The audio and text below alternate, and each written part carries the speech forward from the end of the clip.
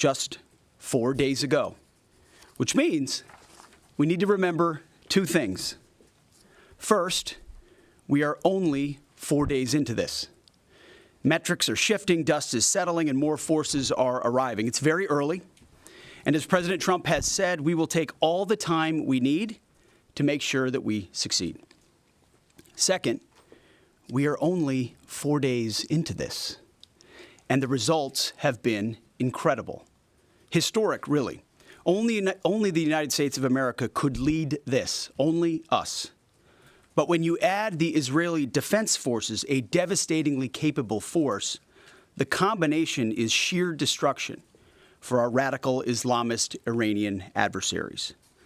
They are toast, and they know it. Or at least, soon enough, they will know it. And we have only just begun to hunt, dismantle, demoralize, destroy, and defeat their capabilities, just 4 days in. Starting last night and to be completed in a few days, in under a week, the two most powerful air forces in the world will have complete control of Iranian skies, uncontested airspace. I hope all the folks watching understand what uncontested airspace and complete control means. It means we will fly all day, all night, day and night, finding, fixing, and finishing the missiles and defense industrial base of the Iranian military, finding and fixing their leaders and their military leaders, flying over Tehran, flying over Iran, flying over their capital, flying over the IRGC, Iranian leaders looking up and seeing only U.S. and Israeli air power every minute of every day until we decide it's over. And Iran will be able to do nothing about it. B-2s, B-52s, B-1s, Predator drones, fighters, controlling the skies, picking targets. Death and destruction from the sky all day long. We're playing for keeps. Our warfighters have maximum authorities granted personally by the president and yours truly. Our rules of engagement are bold, precise, and designed to unleash American power, not shackle it. This was never meant to be a fair fight, and it is not a fair fight. We are punching them while they're down, which is exactly how it should be. Thus far, Operation Epic Fury has delivered twice the air power of shock and awe of Iraq in 2003, minus Paul Bremer and the nation building. The campaign has 7 times the intensity of Israel's previous operations against Iran during the 12-day war, 7 times. And as President Trump said, more and larger waves are coming. We are just getting started. We are accelerating, not decelerating. Iran's capabilities are evaporating by the hour, while American strength grows fiercer, smarter, and utterly dominant. More bombers and more fighters are arriving just today. And now, with complete control of the skies, we will be using 500-pound, 1,000-pound, and 2,000-pound GPS and laser-guided precision gravity bombs, of which we have a nearly unlimited stockpile. We used more exquisite standoff munitions at the start, but no longer need to. Our stockpiles of those, as well as Patriots, remains extremely strong.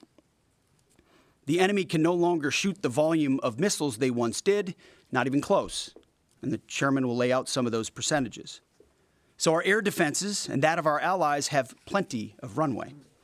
We can sustain this fight easily for as long as we need to. And as I said yesterday, we set the terms.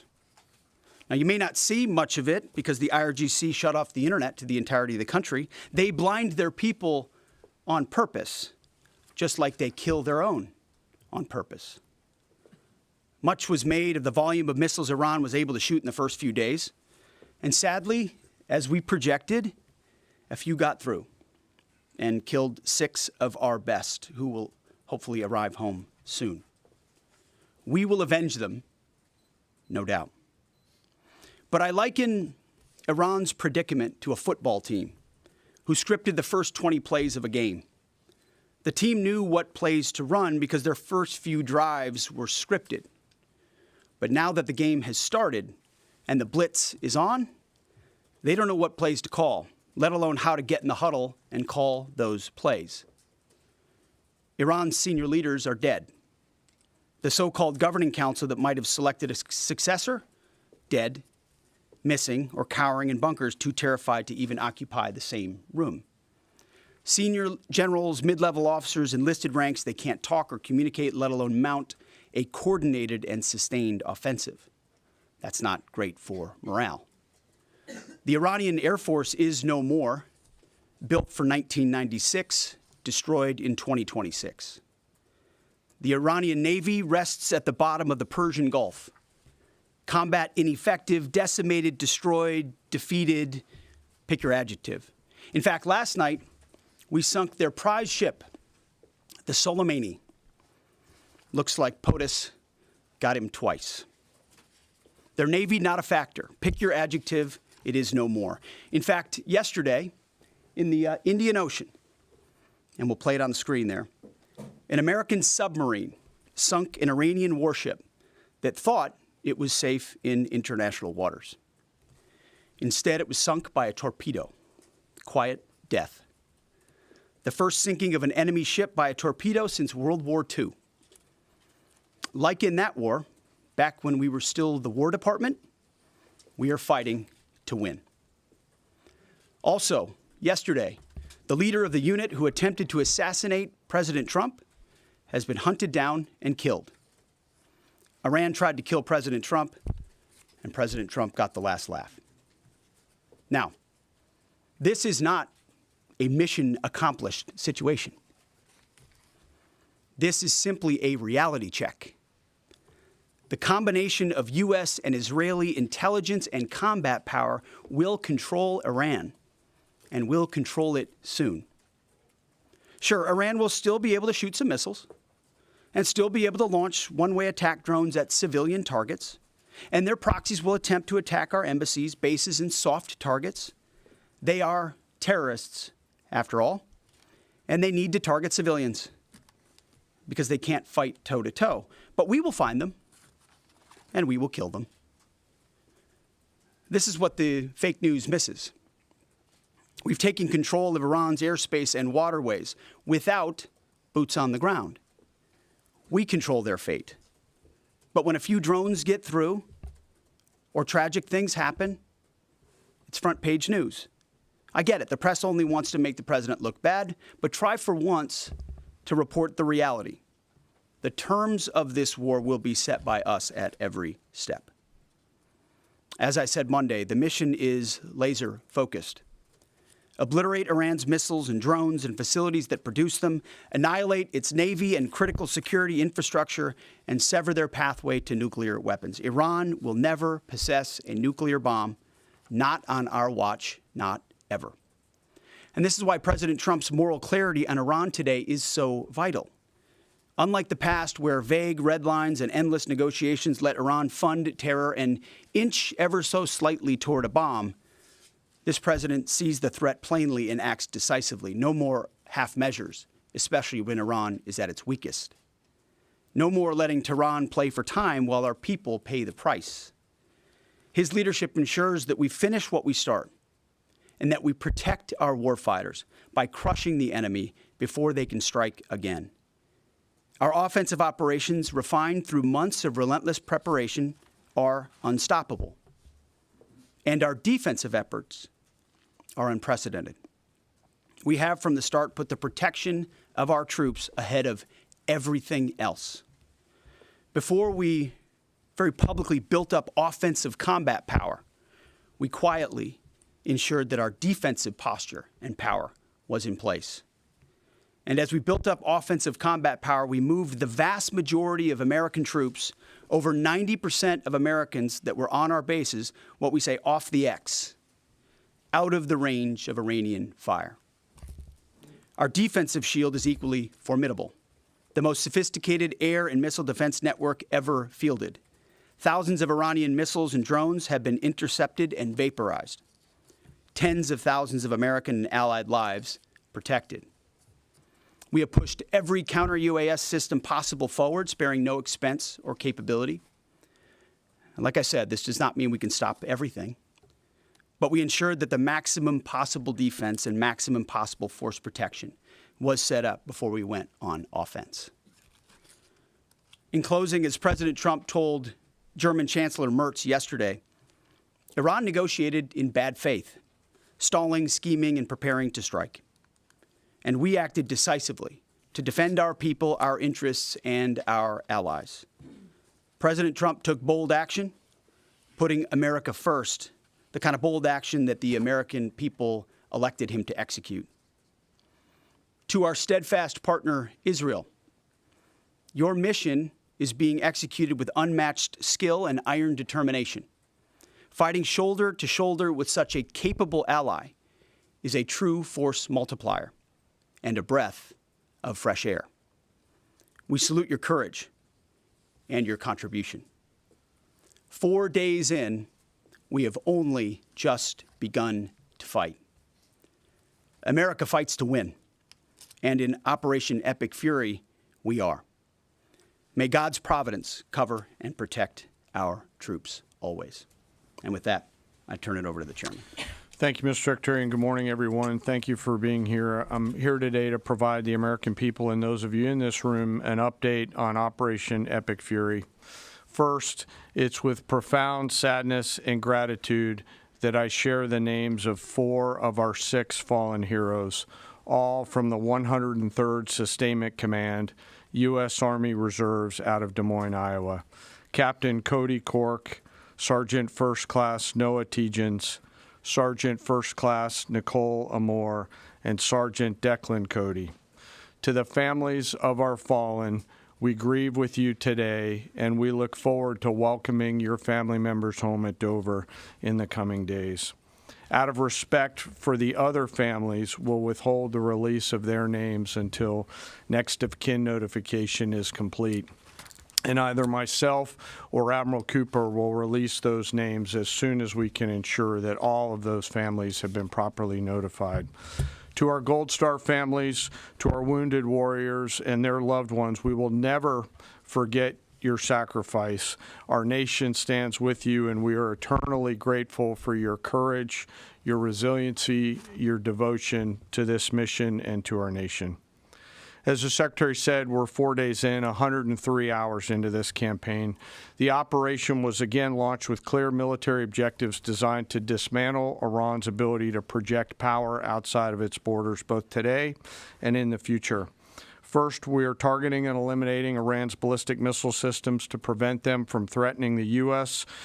Forces, partners, and interests in the region. Second, we are destroying the Iranian Navy, degrading its capacity, capability, and ability to conduct operations, not just in the Central Command AOR, but as the Secretary showed in the video, around the world. Third, we're ensuring Iran cannot rapidly rebuild or reconstitute its combat capability or combat power, and those phases will begin as the campaign continues. As of this morning, U.S. Central Command is making steady progress. Iran's theater ballistic missile shots fired are down 86% from the first day of fighting, with a 23% decrease just in the last 24 hours. And their one-way attack drone shots are down 73% from the opening days. This progress has allowed CENTCOM to establish localized air superiority across the southern flank of the Iranian coast and penetrate their defenses with overwhelming precision and firepower. We will now begin to expand inland, striking progressively deeper into Iranian territory and creating additional freedom of maneuver for U.S. forces. Let me explain a little bit about how we're thinking about staying ahead of the enemy. First, over the past several weeks, Admiral Cooper and the CENTCOM team have refined their operational approach to the region. Their planners identified key centers of gravity that would allow Iran to project power outside of its borders. They thought about how to isolate critical vulnerabilities and determined where, with precision, the greatest strategic effect could be achieved. As a result of this, CENTCOM is now shifting in day 4 already from large, deliberate strike packages using standoff munitions at range outside an enemy's ability to shoot at us, now into stand-in precision strikes overhead Iran. As the Secretary said, this is a point of munitions transition from standoff munitions to stand-in munitions like Joint Direct Attack munitions, which are GPS-aided free-fall weapons, and other things like Hellfires, etc. This will allow the joint force to deliver significantly increased precision effects on the target. The throttle is coming up, as the Secretary said, as opposed to ramping down. This will allow us to maintain consistent pressure on the adversary over the coming days, disrupt their launch timelines, and impose cost every day around the clock. I know there have been a lot of questions about munitions. We have sufficient precision munitions for the task at hand, both on the offense and defense. But I want to tell you, teammates, as a matter of practice, I don't want to be talking about quantities. And I know there's been a great debate about that, and I appreciate the interest, but just know that we consider that an operational security matter. Let me flip to the map here. Hopefully I don't kill anybody with a laser pointer. As I mentioned earlier, and for you with the camera right there, my friend, I hope I don't ricochet off and hurt you. Over the initial days, the U.S. Joint Forces continued to attack and attrit ballistic missile capabilities as well as integrated air defense capabilities along the southern axis. Along the northern axis, Israel and the Israeli Air Force has predominantly been working integrated air defense targets along the northern flank, as well as medium-range ballistic missile capability as well. From the sea, the USS Ford has continued to project combat power here, as well as the bomber pulses that we talked about in the opening days of this briefing. Along the southern axis, the USS Abraham Lincoln Strike Group has continued to provide pressure from the sea along the southeastern side of the coast and has been attritting naval capability all along the strait and up into the Arabian Gulf at a size and scale sufficiently to address the targets required. To date, we've hit over 2,000 targets, as Admiral Cooper said in his video last night. We've destroyed more than 20 Iranian naval vessels, including, in addition to the frigate outside of the area, 1 submarine, and effectively neutralized at this point in time Iran's major naval presence in theater out there. As the Secretary showed the video, for the first time since 1945, a United States Navy fast attack submarine has sunk an enemy combatant ship using a single Mark 48 torpedo to achieve immediate effect, sending the warship to the bottom of the sea. I want to remind everybody that this is an incredible demonstration of America's global reach. To hunt, find, and kill an out-of-area deployer is something that only the United States can do at this type of scale. Over the next 24 to 48 hours, CENTCOM will continue to strike infrastructure and naval capability, and we'll continue to assess our progress against the military objectives. It does take time for us to collect that information and to assess en route. Much of our intelligence, surveillance, and reconnaissance capability is currently hunting and killing ballistic missile launchers and one-way attack capability. We're precise in that assessment, and we call balls and strikes in that assessment. We take that matter seriously. Iran, on the other hand, has been indiscriminate and more imprecise in their attacks. They've fired more than 500 ballistic missiles and more than 2,000 drones, striking innocent civilian targets throughout the region. Our partners are answering the call to defend themselves right alongside us. Jordan, Bahrain, Saudi Arabia, the UAE, Qatar, and Kuwait are all defending their people with their own combat capability, with precision and restraint. Jordanian air defense crews recently intercepted a cluster of Iranian one-way attack drones headed to Amman. Bahrain's air defense forces shot down an inbound drone approaching Manama's maritime infrastructure, protecting both their population and critical shipping lanes. Saudi Patriot battery stopped a salvo of ballistic missiles aimed at energy facilities near Tehran. The UAE neutralized multiple drones targeting Abu Dhabi's industrial zone, demonstrating speed and precision. And Qatari fighters for the first time have shot down 2 Iranian bombers that were en route to their location.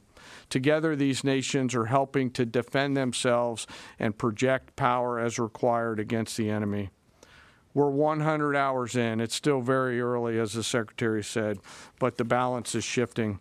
We've always got to remember that these operations are complex, dangerous, and far from over. Our soldiers, sailors, airmen, Marines, Guardians, and Coast Guardsmen remain in harm's way, and we must be clear-eyed that the risk is still high. This is combat. Let us never forget this. As we continue, I ask that we hold all of our deployed teammates in our thoughts, those standing the watch, flying the sorties, sustaining the fight, and carrying our nation's burden. And I'll stop where I started, and that's remembering our 6 fallen who will return home as soon as possible. I remain humbled, grateful, inspired by every day the valor and professionalism of our joint force. They are quiet professionals through and through, out there doing America's work through the day and through the darkness. And with that, I'll take your questions along with the Secretary.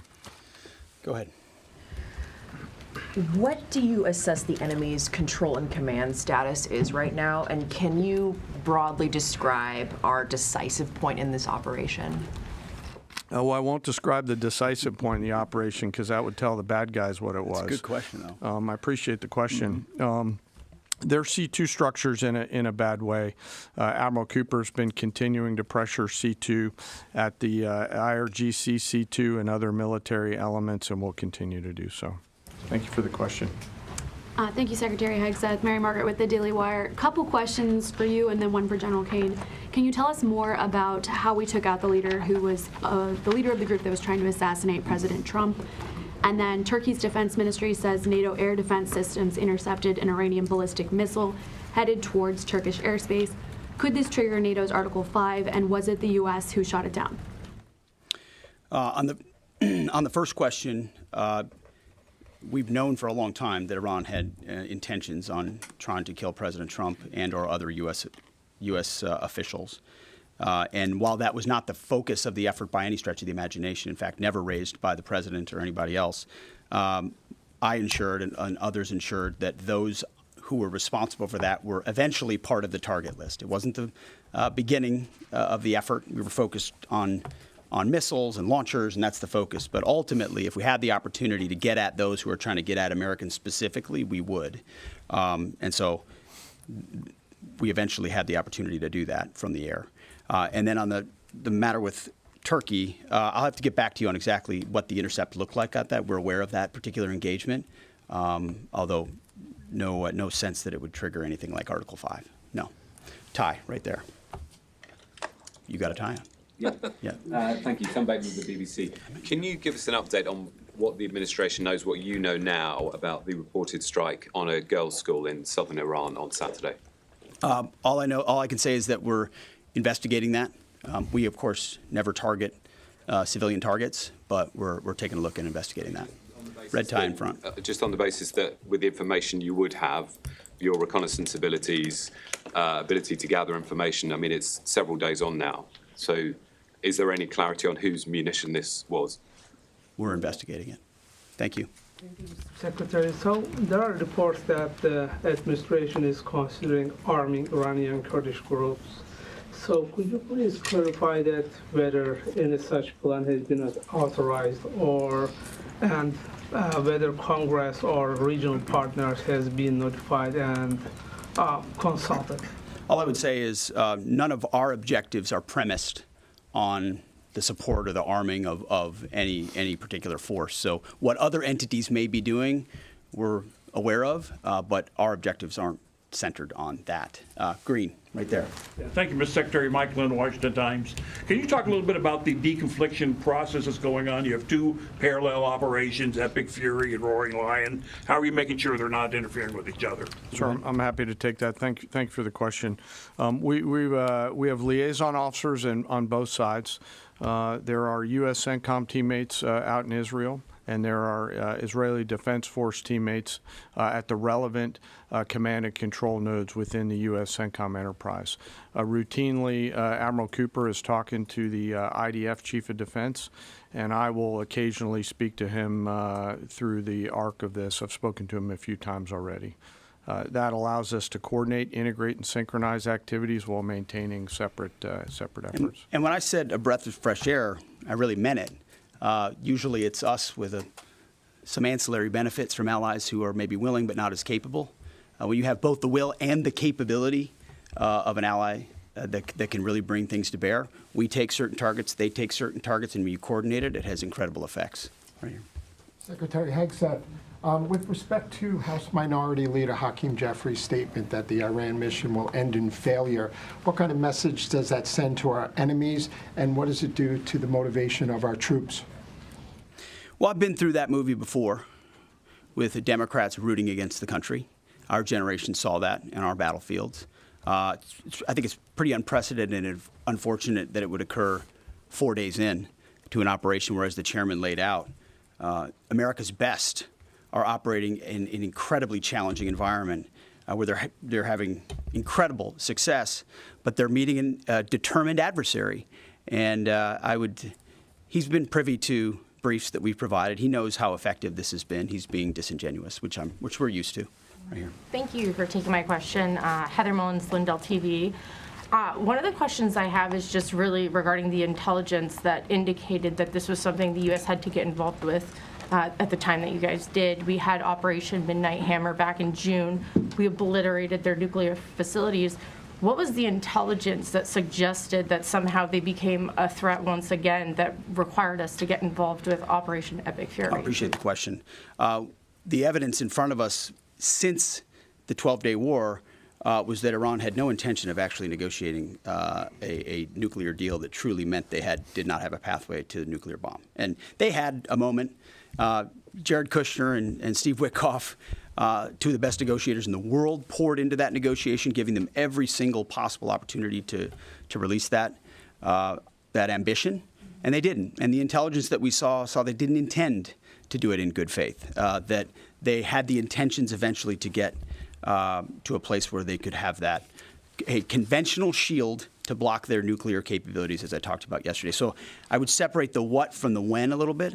The what is they've been killing Americans for 47 years. They have thousands of missiles pointed at us. They have ongoing nuclear ambitions, and they're at the weakest they've ever been. So the when became, in a particular, hey, what makes the most sense to do this to ensure that the narrow objectives we have of ensuring they never have a nuclear weapon have a maximum effect? Yes, right here. Thank you, Secretary Hegseth. I had two questions. First, what is your message to Iran's allies, namely Russia and China, who have called for an immediate end to hostilities? I don't have a message for them, and they're not really a factor here.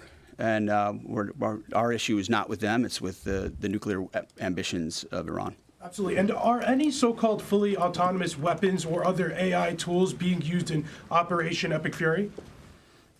We've got a lot of autonomous systems or systems that drones and others incorporated with smart AI aspects to them, but a lot of which I can't talk about here. Yeah. Yellow, right there. Yes, ma'am.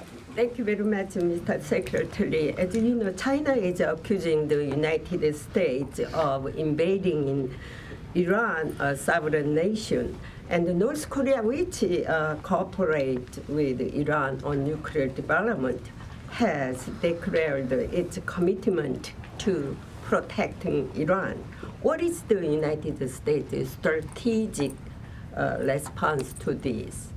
And I have a second one. How many allies join with the United States to fighting against Iran? Do you have any numbers? Well, I think what you're seeing right now is a response in the region to the belligerence of Iran and the willingness of them to target civilian airports, civilian hotels, civilian locations, civilian oil infrastructure of their Gulf neighbors who would have preferred not to be in conflict, didn't want to, but now realize that this is something that has to be dealt with. So whether it's UAE or Qatar or Bahrain or Kuwait or Saudi, on different levels, they're reaching out to us, whether they're going on offense, which they are, whether they're giving us additional access, basing, and overflight. We're working very closely and collaborating with them. Also on air defenses. The air defense capabilities of those countries are significant, and when combined with ours and we coordinate, it brings simplicity to the shot doctrine, so we make sure we're using less munitions but being more effective with what we shoot at. And as it pertains to other countries, I'll sort of give the same question. They don't really bear on the case of Iran. We're going to deal with Iran's nuclear ambitions, and that'll send plenty of signals in the process. Right there. Purple. Are you going to help get Americans out of the region? Is the military going to help? Secretary, I have two questions. One question for you and the other question for Mr. Chairman. You ruled out that you are not engaging with the Kurdish forces, Iranian Kurdish forces, to incursion from the Kurdistan region to Iran. But now, and today, Iranian said that under threatening the Kurdistan region, they said clearly if there is any incursion from the Kurdistan region, they will attack all the Kurdistan region and go war with the Kurdistan region. What's your comment on that? And a question for Mr. Chairman, given comments that the U.S. forces might be deployed if necessary, under what specific conditions would you determine that deploying U.S. boots on the ground is necessary, and how would such a decision support and advance your stated strategic goals? Well, I'm not going to comment on U.S. boots on the ground. I think that's a question for policymakers, and I don't make policy, I execute policy. I will say on the question in the back corner about helping Americans get out, first, it's a great opportunity to encourage everybody in the region to go to the State Department and register. Secretary Rubio's been trying to get that word out, and I'd ask you to help us with that, to have folks register. We've also opened up space available seats as C-17s and other airplanes come in to try to help folks get out. But that's really a State Department matter. But to answer your question, that's what we've been doing. Absolutely. Last question right here. Secretary Hegseth, thank you. Reagan Reese with the Daily Caller. You touched on this in your opening remarks, but I'm hoping you could expand on it a bit. It's been reported that Iran might be trying to outlast our ability to intercept their missiles. It sounds like you guys are saying they don't have the ability to do so. Is that the case? Can they outlast us in their ability to do that? Iran cannot outlast us. We're going to ensure through violence of action and our offensive capabilities and our defensive capabilities, as I said, that we set the tone and the tempo of this fight. That's why stories and speculation about different things that try to make it look like we're limited in what we can do. The only limits we have in this is President Trump's desire to achieve specific effects on behalf of the American people. And that's why we don't talk about, you can say 4 weeks, but it could be 6, it could be 8, it could be 3. Ultimately, we set the pace and the tempo. The enemy is off balance, and we're going to keep them off balance.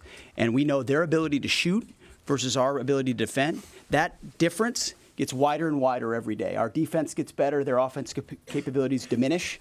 As we are going into ammunitions that we, as we said, have tens of thousands of and can drop unlimited supplies on with even more effects than the standoff emissions we have now, which is why when we say the throttle's going up, the throttle's going up, and it's going to stay on high. Thank you all very much. Appreciate it.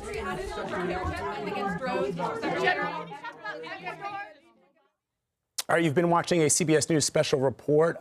The Secretary of Defense there, along with the Chairman of the Joint Chiefs of Staff, updating Americans on the ongoing war with Iran. Let's bring in CBS News senior national security correspondent Charlie D'Agata, who is joining us live in Tel Aviv. Charlie, some very powerful words there from the Secretary, including mentioning where you are, Israel. Mm-hmm. He called Israel the steadfast partner. He said that their mission, the combined mission, Roaring Lion, along with Epic Fury, is being executed with unmatched skill and iron determination. Fighting shoulder to shoulder with such a capable ally is a true force multiplier and a breath of fresh air. Charlie. Mm-hmm. Yeah, well, Vlad, I think importantly, he said that this is an allied mission that's going on between the United States and Israel. Israel, in many cases, taking the lead in that. And when you've got that much stuff flying around, those armaments and those aircraft, it takes a lot of deconfliction. What I was interested in is when General Caine, Chairman of the Joint Chiefs of Staff, said it has kind of evolved in the first 100 hours or so. He mentioned the term standoff weapons versus stand-in weapons. And that is critical, because when you talk about standoff weapons, that means that what's been happening, and we've seen it here, in fact, we've seen it this morning, standoff weapons are when you're trying to intercept whatever Iran is trying to throw at you. So you're not on Iranian soil, you're not above Iranian soil, you're not on Iranian airspace. as the military likes to use the term, you take out the archer, not the arrows. When you start evolving this conflict, the way the chairman of the Joint Chiefs of Staff has laid it out is now that they have air superiority, certainly air supremacy over Iran, that means that they can get aircraft in there, they can get the bombers in there, they can get the fighters in there, they can also get the target acquisition, so they can see where Iran is firing from, because they feel confident enough that they can have these aircraft and drones and any number of U.S. armaments and weapons and Israelis flying low and picking out these targets actually over, and in some cases flying low enough to see them over Iranian airspace. And that's a significant development. When they talk about standoff weapons versus stand-in weapons, that means that they feel confident enough to be able to target whether it's going to be regime targets, military targets, et cetera. They continue to drill down on the fact that they're going after Iran's ballistic missiles and the stockpiles. They wouldn't be drawn on exactly how many Iran had left, because a lot of what we've been discussing here is the ability for Iran to continue to hold out against the onslaught of the Americans and the Israelis. Yeah, Charlie, in fact, the secretary is saying that the goal and the mission remains the same: obliterate Iran's missiles and drones in the facilities that produce them, destroy the Navy. And we also heard details about the destruction of the Iranian Air Force. And, of course, that remarkable moment where we were told that a United States submarine, fast sub, actually sunk an Iranian destroyer, even though it was in international waters. The first time the United States has used a torpedo to sink a battleship. All right, Charlie Daggett reporting for us from Tel Aviv, Israel. Charlie, thank you very much.